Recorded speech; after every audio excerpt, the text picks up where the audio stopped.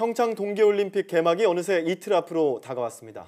미리 경기 일정을 확인하고 가족들과 함께 응원하며 볼 계획을 세우신 분들도 많으실 것 같은데요. 네. 응원하며 경기를 볼 때면 자신도 모르게 지나치게 흥분하거나 화를 낼 때가 있죠. 네. 또 우리 선수들이 훌륭한 성적을 낼 때는 그렇게 행복하고 기분이 좋을 수가 없잖아요. 네. 그래서 오늘 생각연구소에서는요. 경기를 보며 함께 울고 웃는 우리의 심리와 또 우리가 가져야 할 자세에 대해서 이야기해보려고 합니다.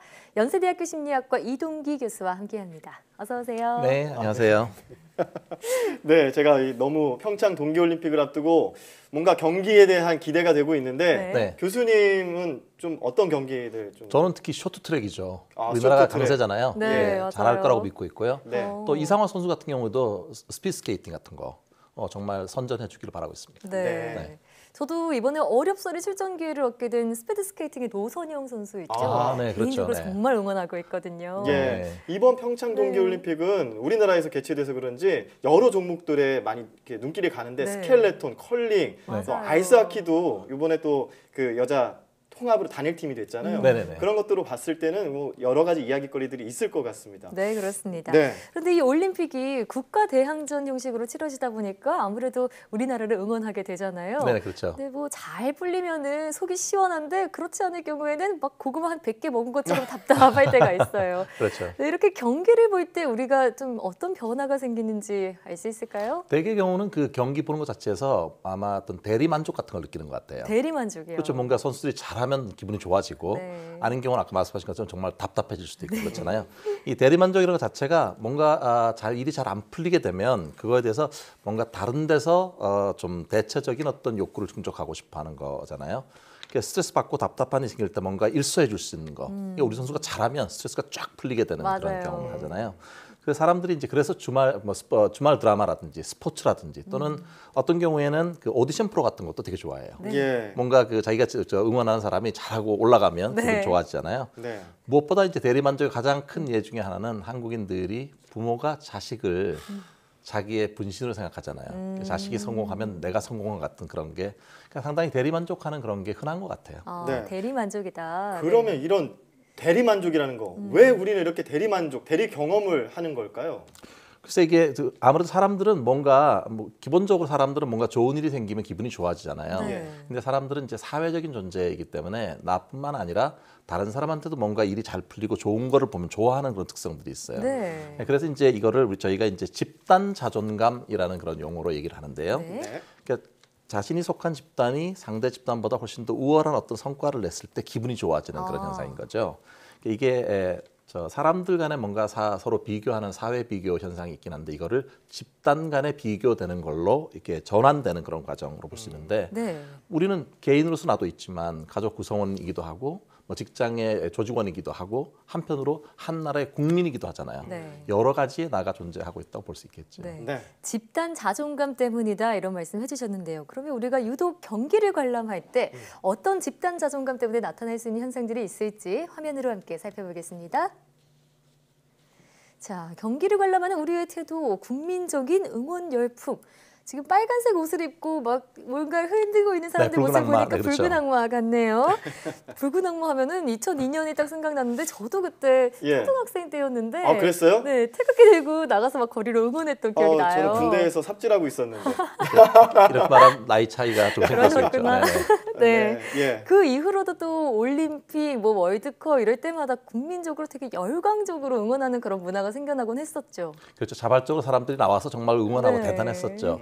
이제 특히 이제 2002년에 대해서 붉은 악마의 열풍 같은 거에 대해서 여러 가지 다른 의견들이 있겠지만 한 가지는 그때가 사실 IMF 지난 지 얼마 안 됐잖아요. 네. 그러니까 많은 사람들이 실직하고 어떻게 보면 나라에서 의기소침해 있고 이럴 때 우리 축구팀이 선전을 하고 어떻습니까? 그렇게 되면 그걸 보면서 뭔가 이 자존감이 뭔가 회복되는 것 같은 느낌이 들죠. 우리가 월드컵도 개최를 했고 네. 또 특히 우리 팀이 4강까지 가고 맞아요. 이런 것들이 정말 자존감, 자긍심 같은 거 이런 걸 고취했던 그런 게 있는 것 같고요. 네. 이게 아마 사람들이 그때 특히 자발적으로 나와서 모두가 하나 이런 느낌을 가지게 된 것이 아마 새로운 경험이었을 거라고 생각합니다. 네. 아쉽게도 제가 저 현장에서 저런 경험을 못했기 때문에 그런 경험에 대해서는 뭐라고 딱 공감대를 형성하기 못 어렵지만 느껴보셨나 봐요. 네, 제가 군대를 좀 일찍 갔거든요. 뭐 그렇게 네. 이해하시면 될 것 같습니다. 자, 두 번째 사례도 살펴보죠. 네. 경기에 관람하는 우리의 태도, 과격한 행동했는데요. 음. 우리의 팀, 우리의 억울함은 내가 푼다 하면서 네. 이렇게 뭐 대표팀이 억울한 뭐 판정 시비로 인해서 결과가 안 좋게 나오거나 아니면 뭐 그 경기 그런 걸 이제 뭐라 그러죠? 막 과격하게 네네. 행동하고 네. 하는 그런 시위들도 나타나고 있잖아요. 이런 것들 어떻게 봐야 될까요? 그게 사실 그게 꼭 한국만 그런 건 아니에요. 축구 경기 같은 거 보면 홀리건 같은 게 되게 많아가지고 네. 판정 시비에 과격한 행동, 심지어 이제 축구장 같은데 우산도 갖고 가지 못하게 하잖아요. 네. 혹시라도 공격용 무기가 될까봐. 예, 그런데 사실 이제 특히 한국인들의 경우에는 특히 그 저 억울한 일을 당했을 때 뭔가 이 불공정한 그런 걸 보잖아요. 그럼 이거에 대해서 상당히 강한 집단 의사 표현을 하는 경향이 있는 것 같아요. 아마도 이게 역대 어떤 뭐 군사 정권이라든지 권위주의 정권 같은 데서 부정부패나 또는 공정성 같은 게 위배됐을 때 그거에 대한 피해의식 같은 것들이 수면 밑에 어느 정도 이거에 대한 반감 같은 게 있지 않나 이런 네. 생각이 들고요. 또 하나는 이제 한국 같은 경우는 우리나라 선수가 뭔가 이거 어떤 그 부당한 일을 당하면 마치 내가 당한 것 같은 그런 느낌이 드는 거예요. 맞아요. 아까 말씀드렸던 집단 자동화 같은 게 손상됐다고 느끼기 때문에 이걸 바로 시정해야 되겠다는 그런 의식이 상당히 강한 걸로 보입니다. 네, 이번 올림픽에서는 판정 시비로 억울함을 느끼는 선수들이 정말 없었으면 하는 없었으면 좋겠습니다. 네, 바람이고요. 네. 계속해서 다음 사례도 살펴보겠습니다. 네, 경기를 관람하던 우리의 태도, 허탈함과 스트레스 증가. 사실 되게 열심히 응원했던 경기가 지게 되면은 허탈함을 넘어서 아까 화난다 이런 말씀하셨죠. 감이 안 오죠? 분노하는 분들도 있고요. 그리고 스트레스 풀려고 경기를 보는 건데 오히려 쌓일 때가 맞아요. 있어요. 그렇죠. 이게 참 우리 선수가 지면은 밤새 응원했는데 되게 허탈감이나 네.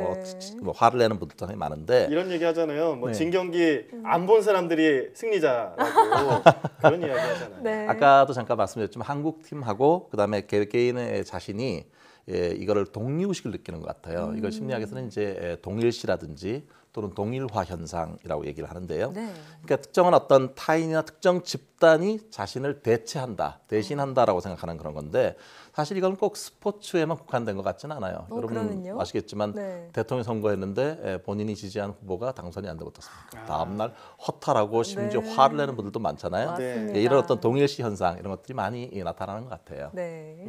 그렇군요. 자, 이렇게 그런데 너무 과도하게 몰입하다 보면 좀 문제가 있지 않을까라는 생각이 듭니다. 아까 얘기했던 것처럼 과격한 행동으로 나오기도 하고요. 네. 이런 것들 어떤 자세로 바라봐야 될까요? 지금 말씀하신 게 이제 과몰입이라고 하는 거죠. 스포츠 과몰입이라는 그런 그 용어가 네. 있는데요. 이게 이제 어떨 때 그러냐 하면 만약에 이제 본인이 응원하는 그 팀 선수가 뭔가 졌다. 경기 결과가 나타나죠. 이럴 때 과다하게 그 선수한테 막 화를 내고 있을 수가 있잖아요. 심지어 어떤 맞아요. 분들은 막 욕을 하는 분들도 있고 그렇거든요. 내가 뛰어도 저거보단 잘하겠다 이런 분들 있어요. 실제로 뛰어보시면 그렇게 잘 뛸 수는 없어요. 그렇습니다. 그러니까 이런 경우가 이제 스포츠 과몰입 상태인데 예. 특히 이제 이처럼 경기 결과에 대해 지나치게 분노하거나 희열을 극단적으로 표현하는 분들 같은 경우에는 이게 바람직하지 않잖아요. 네. 이게 사실 스포츠가 우리가 스포츠 보는 거는 여가 생활을 잘 활용하고 싶어서 하는 건데 이거가 일상생활에서 자기 그 삶과 막 그 혼동돼 가지고 정말 이게 힘들어지는 거는 바람직하지 않죠. 네. 오히려 본인이 그리고 또 지나치게 과다하게 몰입하고 있다고 느낄 때는 사실 그 경기 자체뿐만 아니라 대인관계라든지 본인의 일상생활에서 뭔가 스트레스를 경험하고 있을 수도 있어요. 네. 이게 보다 근원적인 어떤 그런 문제가 있지는 않은지 한번 좀 돌아볼 필요가 있지 않나 싶습니다. 네, 네. 그렇습니다. 사실 이번 올림픽에서도요, 경기도 경기지만 세계 각국의 응원 문화가 되게 기대되는 부분 중에 하나잖아요. 네. 스포츠는 스포츠일 뿐이다. 이런 마음가짐으로 그 자체를 즐기려는 자세 필요하지 않을까 싶습니다. 지금까지 연세대학교 심리학과 이동기 교수와 함께했습니다. 오늘 말씀 고맙습니다. 네, 감사합니다.